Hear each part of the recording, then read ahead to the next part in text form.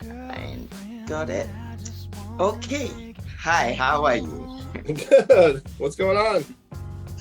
Oh, we thought we'll catch up with you on this new music of yours. So let's start by did you sing the are you the rapper or you the singer of the track or Are you talking? And you're talking about "Girlfriend," the girlfriend song? yes, that's right. Yep. So no, I don't do any vocals on that song. I did all the music with a buddy of mine named Aaron, who was the singer on the chorus there. Ah, okay. So you did Yep. singing on the chorus. No, he sang the chorus, but I produced the track and then put all the music together. Ah, okay. Yep. So who And did then I, the hip hop first? yep. So that First? was my friend Stress One. He's a rapper in New Jersey, and so I thought he would be the right fit for the song. So I sent it off to him, and sure enough, he did a great job, I thought. No, absolutely. That Yeah. is it's an amazing track. It's, Thank you. so well let's go back to the beginning how we usually start. I think I jumped the gun there like Yeah, what? no problem, no problem. So tell us a bit more about yourself, please. Oh gosh. Where So you from? me or Drunk Pedestrians, or what do you want to know? So where you from? What do you do? In terms of music. So we're music curators. You do production. Yep. What part of the world are you from? Because we're Yep. global So on Power Age Radio. So. I grew up in the Midwest of U.S. And I've played live music. Gosh, I started playing in bands when I was like 14, 15 years old. So played bass and guitar, and still play bass in a lot of bands. Do a lot of shows as a musician. Then got into songwriting and writing my own lyrics and music, and just been doing that. So Drunk Pedestrians kind of became my project to do whatever I wanted, my own ideas, and not have to rely on a band or other people. And so then I recruit my friends or other artists to do guest parts on the music I'm writing. This is basically the idea of Drunk Pedestrians. Yep.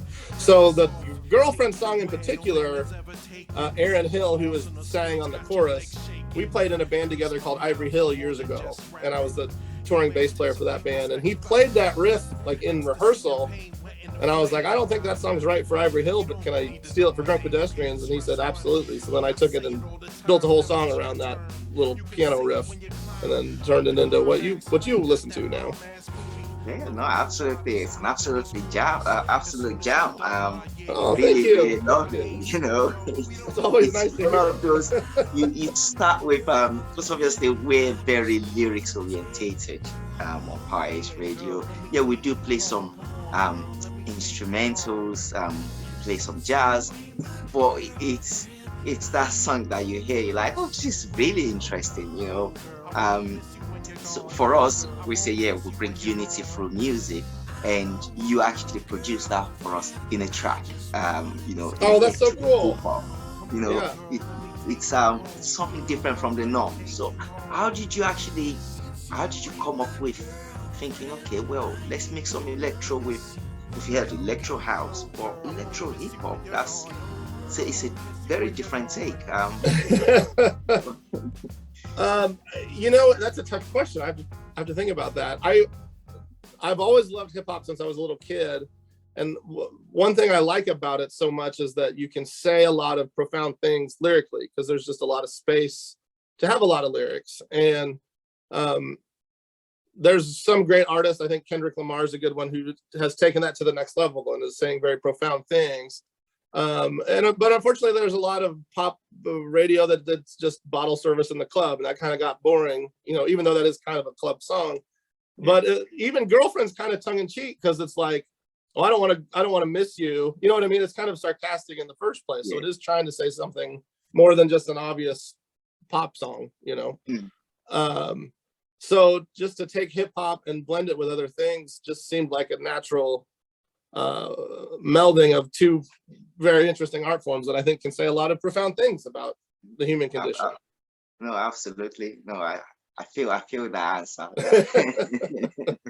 And I said a lot of tracks are very popular, and that's why they make it to the club and everybody sing Absolutely. along. Nothing wrong with that. This Anti-Girlfriend, it's one that you would love to hear DJ drop in a club, and you're like, oh, Yep. that's my girl, right? Exactly. It has such a catchy, groovy feel to it, which is absolutely amazing. So, well, that would lead me actually to the next question, which is the artist. What artists actually influence you to think, oh yeah, I definitely want to make music. I love these guys. Oh gosh, like some of my favorite artists, just in general. Yeah. I mean, I think like Pink Floyd's the greatest band ever. Probably, I think Pink Floyd's just remarkable. I think they're maybe where I get some of the electronic vibe, because they push electronic sounds and pop radio in a unique way. I'm a huge Kanye fan. Radiohead is, I think, one of the greatest bands also, but even like Rage Against the Machine. Gosh, I'm just constantly listening to new stuff. I'd have to pull up my phone and look, but yeah, there's from even producers, like I love anything Rick Rubin does, just across the board. Anything he touches is great. So there's just, that's how long a conversation you want to have about that? There's so much wonderful music in the world, This is it. Because actually, interestingly enough, you mentioned quite a few artists. One of the artists that we interviewed last time, she brought an interesting fact, as when you make music, you find it difficult to actually listen. You have to have time to listen to other people's music, because you're constantly within your own music. You have to listen to it again. You have to actually think, okay, how can I make this better? Where does this lead me? Yep. So how do you find the time to listen to other people's music? Yeah, well, that's why sometimes it's nice to be, because like right now the record's in the promo stage, so we're promoting it. So now's the time I get to like listen to music, because I'm not, we're always working on something a little, but there's nothing intensely, going on. So that's nice. But I think any artist that, if you're a writer, you should read a ton of books. You know what I mean? If you're a filmmaker, you should watch a lot of film. Like, you should be filling your mind with ideas and what other creative people are doing. So I think it is tough when you're, in the studio all day long, and your ears are shot, or especially I play a lot of live shows, your ears are totally tore up after that. You're not really going to go exploring new music after, at 2 a.m. when you or just get home, but there's just so many great artists. I'll never be able to listen to them all, so I'm always I try to listen to 2 new records a week, no matter what, just and I think I usually accomplish that. There's always just new cool stuff coming out, so you gotta pay attention. True. So you actually force yourself to make sure you get into new music. You schedule down your timetable. Absolutely. Well, and I'm obsessed with like the lineage, like who influenced this person, then influenced this person, then influenced this person, and then you can kind of trace back and find these like cores of influence of different artists. Like obviously like Nirvana, but even before them there was the Pixies, and then Husker Du. Or you can trace it back to Talking Heads, who influenced Nine Inch Nails, and it's fun to see where all these ideas kind of came from and how they evolved over time. Absolutely. And I think that's one of our main questions that we ask in our interviews is, what artists influence you? Because as you said, it is tracing back to the lineage of where did your music come from? What inspired you, kind of thing. Right. So okay, how long? So you say you played in the band. You still play in the band. Yep. How long generally have you been doing music? So I'm 40. Yeah, and so 25 years. I started playing bass at like 14, 15. Yep. Oh wow. Yep. So a while. Doesn't mean I'm good at it necessarily, but I've been doing it a long time. It's almost like 2 life sentences. Yeah. But I love it. It's my drug of choice for sure. It's just nothing can change your life perception more than art. And for me, the one I connect to the most is music, of course. Absolutely, absolutely. Same with me personally. Yeah.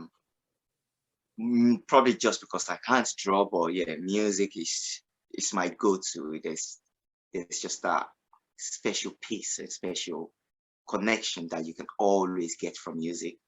It's its own religion.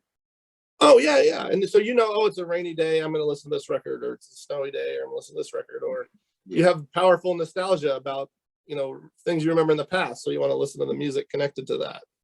No, absolutely. So yeah, absolutely. That's great. So if it's a bit of a strange question sometimes. Absolutely. Dead or alive, if you could, if you're the musician, so I'm sure you'll have the list goes on, but if you could pick one artist, dead or alive, that you would love to have a great, just one kick-ass show, who would it be? Like play a show with? Yeah. Oh gosh. I think that I want to give you two answers. So I think stylistically, the best fit for Drunk Pedestrians would be someone like the Gorillaz. Like we're kind of obviously I was influenced by them in some way, but then took things kind of a different direction. But the artist that I always regret never being able to, because he passed away before I got to see him live, was Tom Petty. And I think he's just an amazing songwriter, amazing lyricist. And he showed that you could do things in a simple way and still be powerful, And I had a chance to see him, and I just thought, I'll catch him next time he comes through town. And then he passed away. So I would love to he was one of my heroes, and I never got to see him live. So I'd love to do a show with him. On the dead side, I guess, to answer your question. No, absolutely. No, these are really great artists like Gorillaz. They've pushed the boundary of music when they came out. Oh yeah. It's actually absolutely amazing. So how many tracks, or have you released albums, or how many tracks have you done so far? Yep. So the album that has Girlfriend on it is called F Sharp, and that's album number 6 for Drunk Pedestrians. Oh wow. I could not tell you how many tracks. I have no idea at all. Lots. Well, album number 6, that is a lot. So is that why it's F sharp, as in A, B, C, D, E, and 6 is F, or? I didn't think about it at that time. The title kind of just evolved over time. That's an interesting. I didn't think about that. That's what I'm going to claim my grand plan was, though. So I'm stealing that idea. That's awesome. But no, that wasn't it. That's interesting. So let's go to another question, really. How do you think you differ? Obviously, we know about the electro and the hip hop fusion. Yeah. Or how do you think you differ from everybody else? Your music generally, how do you think it differs from everybody else's? Yeah, so I think that I'm trying to fill a pretty tough niche in that I personally, like we talked about earlier, I try to listen to 2 records a week. I like listening to a whole record. I think that's a artistic statement that an artist tries to make. Obviously Dark Side of the Moon is the best example in the world. That you have to listen to that record front to back. You can't, there's individual songs that are great, but that's so powerful. And I love the record as an art form. So I make music for people that still have an attention span, which is a very small niche, increasingly small niche, so I definitely would say that's different because I look at it from a kind of a cohesive whole. And then just, I do want the music to be a little more meaningful. It's not a disposable, hey, I made this in whatever program in 10 minutes and let's, make a hit. I want to do something maybe more timeless. I don't know how to say it. I don't know that I'm successful at that, but that's the goal, is to connect with people in a deeper way than just, bitches and hoes or whatever. Yeah, that's it. Well, again, nothing wrong with any of that. I love a lot of those songs, but there's more to life than getting drunk every weekend, No, absolutely. No, I get that. The whole club vibe. Sometimes you just need to chill out, kick back, and just relax and listen. Yep. Well, you can't hate an artist for going and making money. right? And making a big hit is how that's a musician's retirement plan, right? You get residuals from that hit forever. So I'm not knocking anyone else at all. I think you got to do it, and that's great. But that's just not the type of music I write, really. No, absolutely. No, that sounds grand. So, what is well, it's probably a very tough question. Somebody who's been making music for 25 years. But what is the first record you ever bought? Oh, so the first record I ever purchased. So I grew up in a religious home, but I'm trying to remember. I knew my folks had a bunch of old records. I remember listening to Sly and the Family Stone when I was little. I think there was this Christian rap group called DC Talk that I remember buying when I was a kid, and they're a religious group. I listened to a lot of Creedence Clearwater Revival when I was little. I think that's my dad's favorite band, so I listened to a lot of that. Gosh, I can't really remember my first thing I bought, but I listened to a lot of religious music just because that was the household I was growing up in. So Newsboys, all those cats in the early 90s that were doing kind of interesting stuff, probably who I was listening to. On the hip hop side, I got way into Pete Rock in the 90s, which I think that's kind of an apparent influence in my music. And then, of course, the 90s wave, Notorious B.I.G. And I think I wore out Doggy Style by Snoop. That was a record I listened to a whole lot. I had to sneak that one because my parents would not have approved. Yeah, and then The Chronic, of course, all those records from the 90s were pretty influential in what I'm doing now. I think that is that leads to kind of two questions. One is kind of how did your folks take it? Obviously, we talk about the religious songs. That's my background. And when you start listening to hip hop with all its vulgar words, right? How did they take that? What did they think of your music? Well, my mom's a writer, so she's a big fan of artistic pursuits. So she understands that side of me very well. Yeah, they're not a fan they're not a big fan of the girlfriend song in general because of the nature of the one night stand and everything. They don't like that, but they're very supportive people and they're wonderful people. So I'm pretty lucky. But yeah, I couldn't listen to like Snoop Dogg. I couldn't listen to that at the house. I'd have to go to my buddy's place or whatever. So I'd sneak that one. I remember I specifically snuck Nirvana From the Muddy Banks, their live record. I'd sneak that one into my car so I could listen to that when I was 16 driving around, But nowadays, I mean, I've been an adult forever, so they're like, yeah, whatever. I don't care. Yeah, no. Now I think it's all over the place, and the younger generation, we're trying to catch up with them. So I think we're just like they forgive us for whatever it is. Exactly. And we have a great relationship. Yeah. So the hip hop, that's fine. The TikTok, I still don't get that. I agree. Yes. So, the other bit really then will be, where did your influence to music actually come from? So at what point did you think, okay, I really want to make music here? You spoke about your mom being a writer. Yeah. Was that where it came from, or was that even before that, or later? Well, no. So I was just in love with music. So everywhere I went, I don't think I had the money for a Walkman, but I had the generic Walkman. If I was riding my bike, since I was 12, 13, I had music on 24/7. And I just loved it. I listened to everything I could. And I grew up in the church, of course. And there was a guy who said, hey, we're starting this praise band for like the youth. We need a bass player. You're going to learn how to play bass and join this band. So I was in a band before I even knew how to play this instrument. And wow. Yeah. And so a mutual friend owned a big music store, and he was like, look, I'll give you free bass lessons in hopes that you become a customer, later in life at this music store. And that bet paid off in spades for him, because I've spent a ton of money with him now. So yeah, I essentially picked up bass for free to join a band. Like they're like, the gig's in 2 months, figure it out, you know. Wow. So I've always been playing live music since, and they basically said, we know this kid who loves music. I bet he'd take to it. And sure enough, they were right. So I owe a huge debt of gratitude to those two guys that got me started early in life, you know. And it changed. I mean, it changed where I lived in the world, like, you know. And then I studied at Berkeley College of Music, and then I worked at Sweetwater Sound. So it changed my whole life. That conversation those two guys had, you know, changed everything. That is amazing. That is really amazing.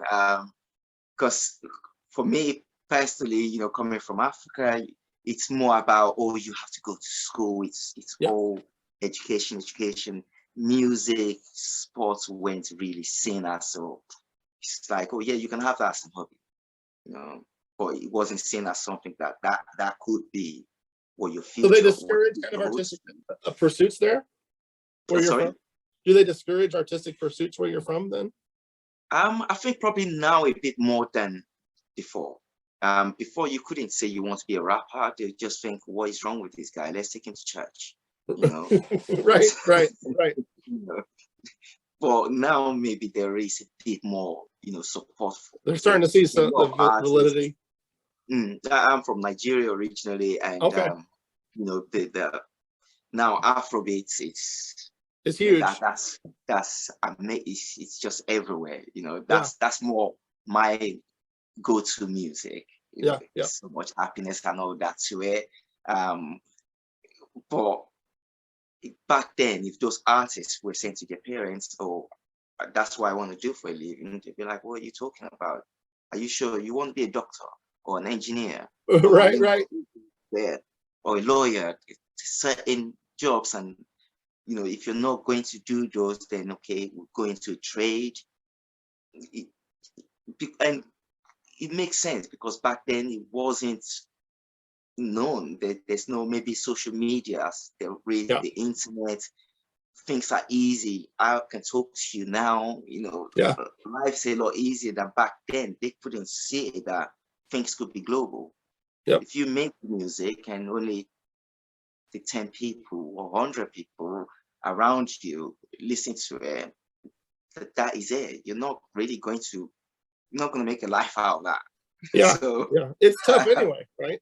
So the music industry is really tough, but I think we're definitely in a lucky age that if you have the talent, hopefully you meet somebody like us on Power Ace Radio, and we can give you that boost that you need to say, oh, these people actually really do have talents. Let's support them. And speak to we have over stations that we connect to, and you know, they all share our music, we all share each other's music, promote each other to make sure the artists actually get heard. And a lot of the time it's because the music, as I said, it's not poppy commercial. It's different, and people are not just used to that. But they're not used to it because they never heard it. How are they going to know what it's about? And hopefully that is what we're trying to do. And I love it, man. That's great. Yeah, we need more of that in the world for sure. There's so many artists with interesting things to say, and that is what's nice about the technology, is that you know, you can get your idea in the world, but there's so much noise too that you have to cut through. So I love what you're doing to help artists with a potent message kind of cut through that noise. I think it's great. So awesome. So your music in general, where can the viewers, where would you say, go to this place to find? Well, I would say drunkpedestrians.com is the center of everything. And there's I don't know if you saw, but there's a story behind the whole band and everything that is continually added onto. So check that out if you're interested in, like, there's like lore and the whole thing behind the band. You're over in the UK. I did a record with a UK rapper called Lord Lav that you might want to check out. That's time travel. Lord Lav, LORDLAV. We did an EP that's time travel themed. So each song is, we have to gig out of a time period to time travel to the next place, you know. So we're in London in the 70s and then Miami in the 80s and all kinds of stuff. So For your UK fans, that's definitely like a hardcore UK record. He did a great job, and I did all the music for it, of course. But then it's on Apple Music and Spotify and YouTube. It's on all the platforms. So just Drunk Pedestrians. And obviously, I have F Sharp is on vinyl, so vinyl and CD and everything. So if you want a vinyl, yep, and you can order that on drunkpedestrians.com. Super, that's great. Be sure to definitely check that out. Yeah, absolutely. So, and what would you like to actually say to your viewers? Oh man, just keep listening to new music. Just keep exploring and connecting with the world, and be passionate, and let that music in, and be part of your existence in this short life we have, and just love it. That's perfect. Thank you very much for that. Yeah. And let's just digress away from music. Just absolutely as we're wrapping up. That what are you? So when you're not listening to music, I know we've just said about how long music takes, production, listening to it, and getting the inspiration behind it. If you're not doing all that, what else do you do? Well, I do I'm an IT professional too, so I do a lot of work with computers. Gosh, between playing and writing and that, I'm pretty busy all the time. And then, hanging out with my kids or hanging out with my friends. Just, I heard a phrase a long time ago that's, if art reflects life, you better have a life. So, just get out there and have new experiences and travel and, have deep relationships with people. And I read a ton of books, read a lot. But yeah, just experience all you can. If you want to be an artist, it's not, you gotta have your heart broken, and you gotta, go get drunk at some bar in some weird place you've never been before. You know what I mean? Just do new things and just not be afraid to, hey, let's go skydiving. You know what I mean? Just do crazy stuff, and that'll give you creative fodder to write something about, but if you sit at home and don't do anything and just watch Netflix all day, I would bet your wells will run dry pretty quickly, so go do things. We got 70 to 100 years if we're lucky. That runs out fast. So live it up, man.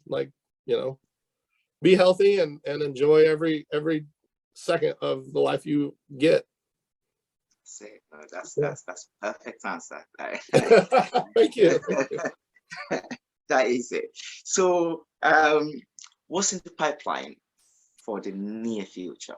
Yep. So I think there's talk of Lord Lav and I working on the next time travel record. I have to check with him and see how far along we are on that. I'm sure he's waiting on me for some music too. I have the concepts for the next Drunk Pedestrians record in my head, and I've kind of worked out some ideas. The immediate is just promotion. I mean, I'm sure promoting the record's most of the work anyway, and without promotion, the project's dead, just like we were saying earlier, just because you made something doesn't mean you found an audience. So you're always kind of in that cycle of writing, recording, promotion, getting people interested. So we're kind of on that probably for the next year, just hardcore marketing, with you try to talk to Emmanuel, the label and everything. And then, back to the next record then, which is always what I'm excited about, is working on new stuff and finding cool new artists to collaborate with and talking to my friends about it and seeing what sticks and what doesn't. Okay, that is another venture that hopefully at some point, because obviously we have all these different artists, Yeah. It's that leveraging sometimes, there's a greater artist collaboration. I said, so that would have been my next question. If you're that sort of person, you love collaborating with new artists, or you have, some people have their nation, that's where it stands. So yep. So Aaron Hill, who wrote that riff on Girlfriend, him and I have been writing partners for a decade. We've written a ton together. We're already talking about what we're writing for the next Drunk Pedestrians record. We play in another band called Davenport Brothers, so we write a lot of music for that together. But then on top of that, I like finding different vocalists all over the world, and say, hey, I think this idea complements what you're, going for. And I've had pretty good success with people getting back to me and saying, let's do something. So the artistic community is pretty beautiful in general, and they want to always be making stuff. So if you give someone creative fodder, they'll generally answer back with something even better than you could have imagined. And that's a fun journey. Absolutely blast to hear vocals over something that you wrote in a way that you didn't expect is awesome. Yeah. And if it surprises me, then it's going to surprise the listener, So I think it's great. No, absolutely. So yeah, well, watch this space. I'm sure we'll do more work together. Absolutely, man. Anytime. So any plans of coming to the UK or? I would love to. And it seems like an increasingly necessary thing for me to do, because there's definitely a lot of traction and I'm beginning to develop a lot of friendships out there. So I definitely want to get out there. Hopefully maybe next summer we can get out there, and I'll have to come by and say hi. Buy a beer, buy a pint. I don't know how you say it, but that's it. We'll do it. We'll do it. As long as we're in the pub, that's how we do. Yep, I got you. First round's on me. Super. All right. Well, Chris, very, very nice of you to join us, and it's absolutely it's talking to you. So, and yeah, best of luck, and we'll catch up pretty soon. All right. Thank you very much. Right, bye. See you then.